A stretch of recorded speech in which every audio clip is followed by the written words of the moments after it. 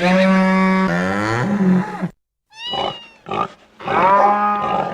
morning.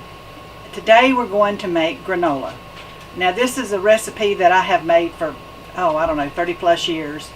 And over the years I have changed it, added things, taken things out.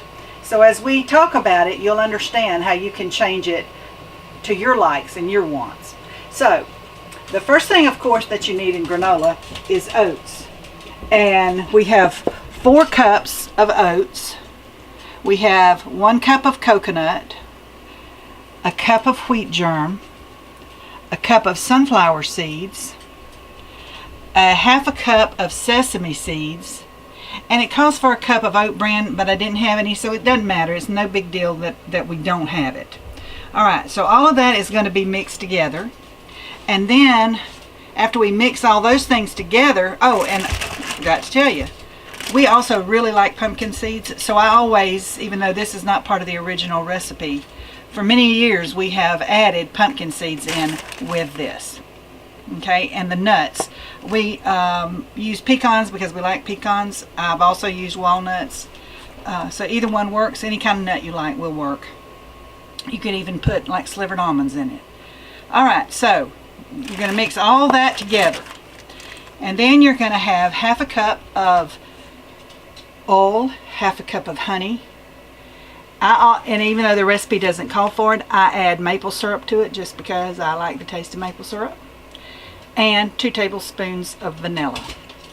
Now we're going to heat that in a pan, and we're going to, when it gets heated, then we're going to pour it over all of the stuff we've just put in the bowl, and then we're going to heat or cook it at 375 in the oven for 20 to 30 minutes.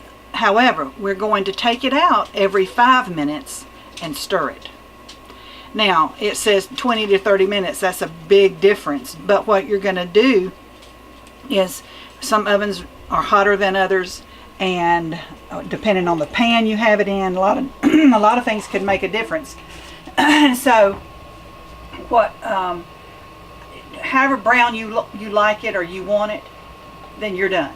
Because it's basically you're just cooking the oats and everything, because everything else is cooked. So that's all there is to it. So let's get started.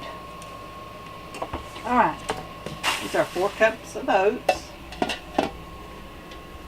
our cup of coconut,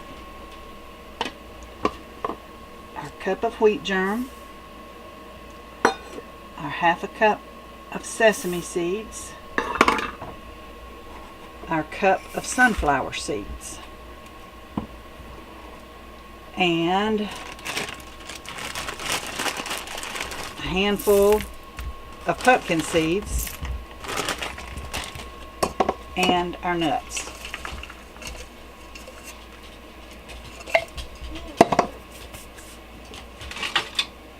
Alright, now we're going to just stir all that till it's mixed really well before we put anything liquid into it. And our oven has already preheated to 375. It doesn't take too long. The time that it's in the oven and having to open the oven and stir it every 5 minutes is really the longest part.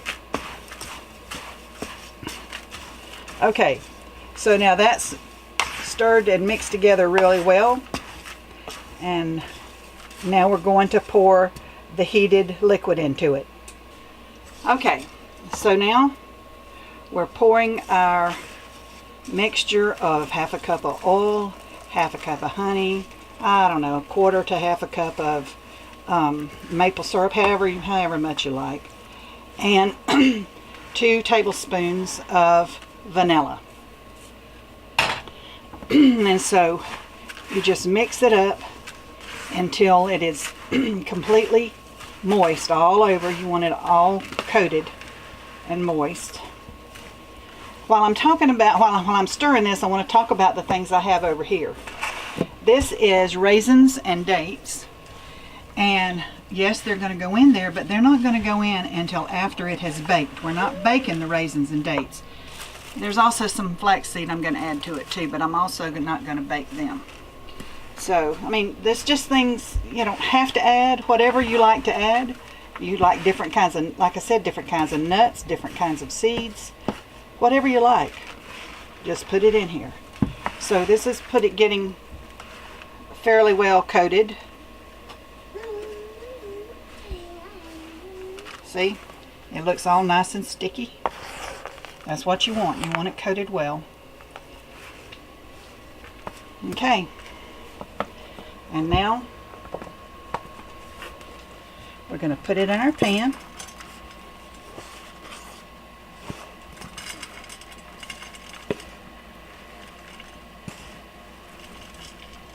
And spread it out.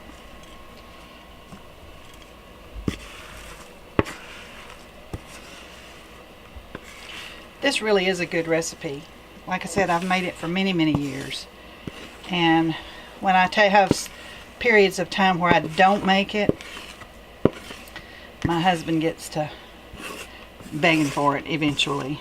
As a matter of fact, it hasn't been so long ago he said, make granola. So we figured that we'd make a video of making granola for him. Okay, this is the third time of us stirring it. So that's 15 minutes. And you can see that it is a good bit more brown, especially around the edges. That's why you always want to make sure you stir the edges in. Because if you don't stir the edges, those edges that have been browning will continue to brown and then they'll burn. You see it still looks real moist. But just stir it up real good. So basically you're toasting all of this is basically what you're doing. You're toasting it. Okay, now this is 25 minutes and it's toasty. I don't want it any more toasty than this. If you like it more toasty, then go for it another 5 minutes. But this, usually for me, 25 minutes is enough and sometimes more than enough. So you can see that it looks pretty good. You can also see it's not nearly as wet. Okay. So now what I do is I take some of the raisins and just put, they're hard. You can hear them when they hit. They're hard. Okay, I buy raisins in bulk, and so these have been in the freezer before, and now they live in the refrigerator till the last of this container is gone. But I put some of this in the bottom, and as this hot mixture hits that, it'll help soften it up. So I'm just going to dip some.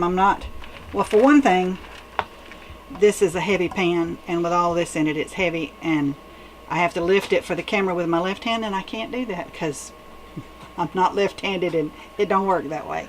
But anyway, so I just put a layer of it over that. Now, I don't measure the raisins and dates. I just put however much I want in there, you know, and once I layer it a couple of times and then stir it all in, if I want more, I'll put more. Now, I know I'm going to use all the dates. So now we'll put some more of this in.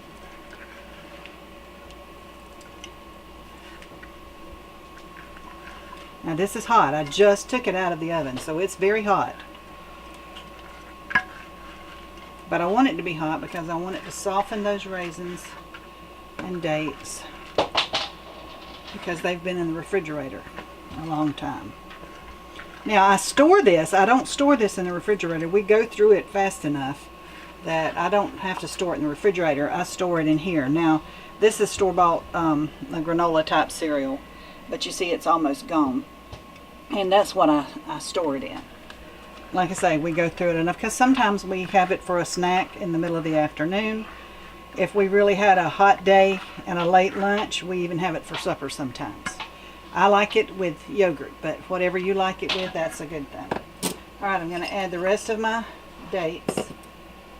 And I'll tell you, if you buy the little boxes of dates, the chopped dates, I use like half each time for this recipe. Now normally also I double this recipe. because some of my kids like it and they want some, and so, you know, a lot of times I double the recipe, but for today it's just easier to not.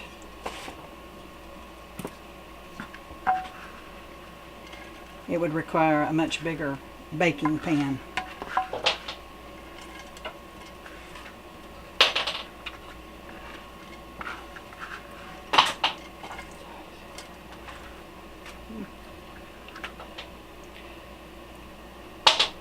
This baking pan is like a 9 by 12 probably, or something like that. It's one that before my family got so big, I used to make my dressing in this pan. So now I require one more than twice this size. We've grown so much. So it's light enough now. I think I can pick it up. It's corningware, that's why it's so heavy.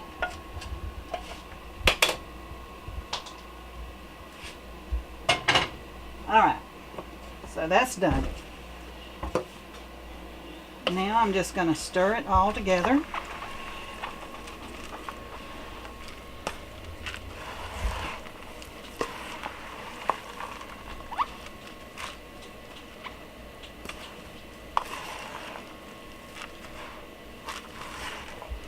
You can see all the nuts and the seeds.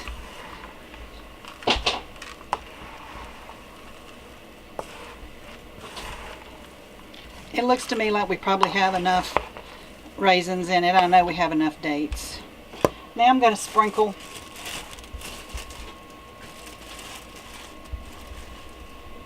a few flaxseed in there.